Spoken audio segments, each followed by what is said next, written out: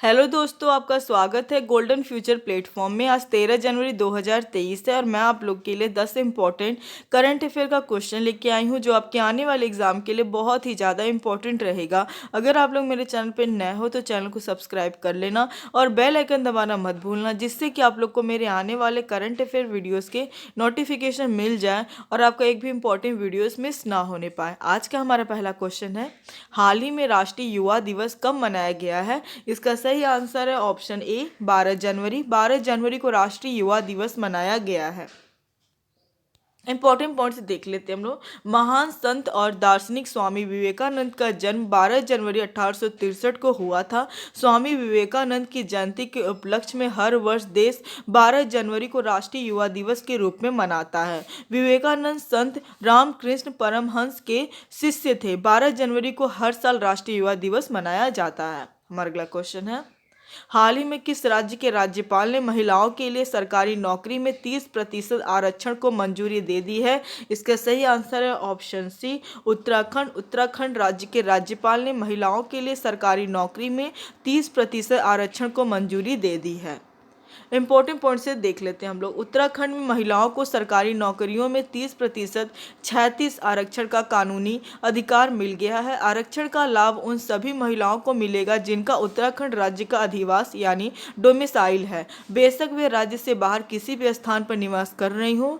राज्यपाल गुरमीत सिंह ने उत्तराखंड लोक सेवा विधेयक 2022 को मंजूरी दे दी। राजभवन से विधेयक को विधायी विभाग भेज दिया गया है, जिसका बजट नोटिफिकेशन जल्द जारी हो जाएगा। हमारा अगला क्वेश्चन है, हाल ही में खेलो इंडिया सीनियर राष्ट्रीय महिला खो खो लीग कहाँ आयोजित की जा रही है? इसका सही आंसर है ऑप्शन सी चंडीगढ़। चंडीगढ़ में खेलो इंडिया सीनियर राष्ट्रीय महिला खो खो लीग आयोजित हो रहा है। इंपॉर्टेंट पॉइंट से देख लेते हैं हम लोग। खेलो इंडिया सीनियर महिला राष्ट्रीय खो खो लीग 10 जनवरी से 13 जनवरी तक चंडीगढ़ विश्वविद्यालय पंजाब में होने वाली है। 3 चरणों में आयोजित होने वाली इस लीग को आयोजन kho kho federation of India द्वारा पूरी वित्तीय व्यवस्था के साथ किया जा रहा है। केंद्रीय मंत्रालय ने 3 चरणों में 32.25 लाख रुपए की कुल लागत पर टूर्नामेंट को मंजूरी दी है, जिसमें 3 चरणों में सिर्फ 4 स्थानों के लिए पुरस्कार राशि के रूप में कुल 18 लाख रुपए शामिल है। टूर्नामेंट में कुल 12 टीमें हिस्सा लेगी और करीब 200 खिलाड़ी हिस्सा लेंगे। हमारा अगला क्वेश्चन है, हाल ही में किसे जयपुर फिल्म फेस्टिवल में लाइफ टाइम अचीवमेंट अवार्ड से नवाजा गया है?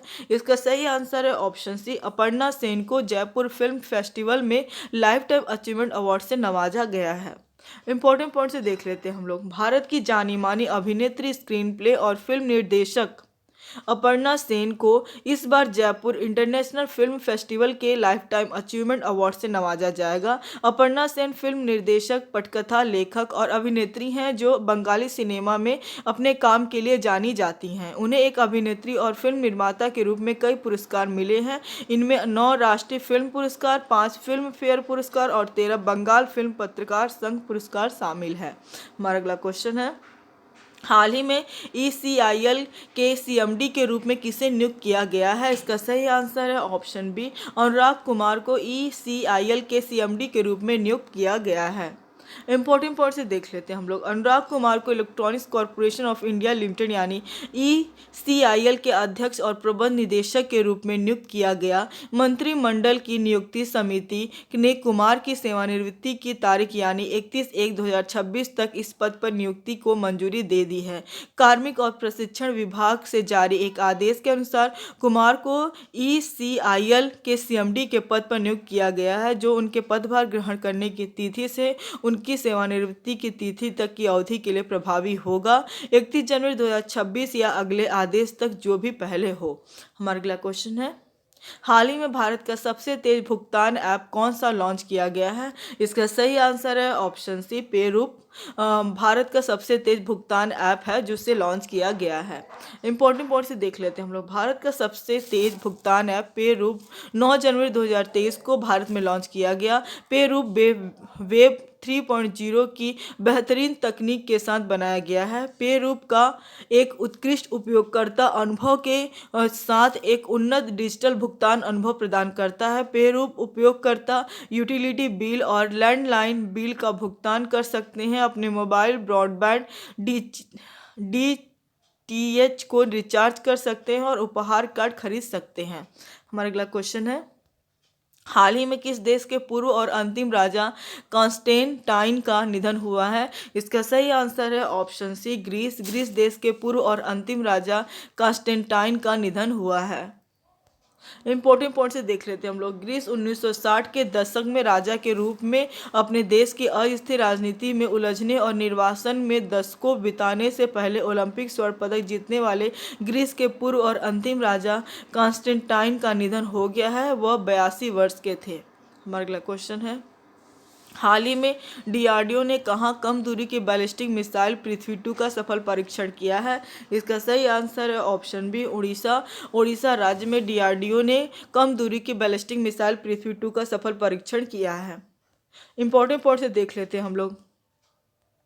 रक्षा अनुसंधान और विकास संगठन यानी डीआरडीओ ने ओडिशा में चांदीपुर एकीकृत परीक्षण रेंज से कम दूरी की बैलिस्टिक मिसाइल पृथ्वी 2 का सफल परीक्षण किया। रक्षा मंत्रालय ने कहा कि पृथ्वी 2 मिसाइल एक महत्वपूर्ण प्रणाली है और यह देश की परमाणु प्रतिरोधक क्षमता का एक अभिन्न अंग है। मंत्रालय ने कहा कि मिसाइल अपने सटीक लक्ष्य पर पहुंची है और मिसाइल के सभी तकनीकी मानक सफल रहे हैं। हमारा अगला क्वेश्चन है, हाल ही में सुदर्शन पटनायक ने कहा दुनिया की सबसे लंबी हॉकी स्टिक बनाई है? इसका सही आंसर है ऑप्शन बी, ओडिशा। ओडिशा में सुदर्शन पटनायक ने दुनिया की सबसे लंबी हॉकी स्टिक बनाई है।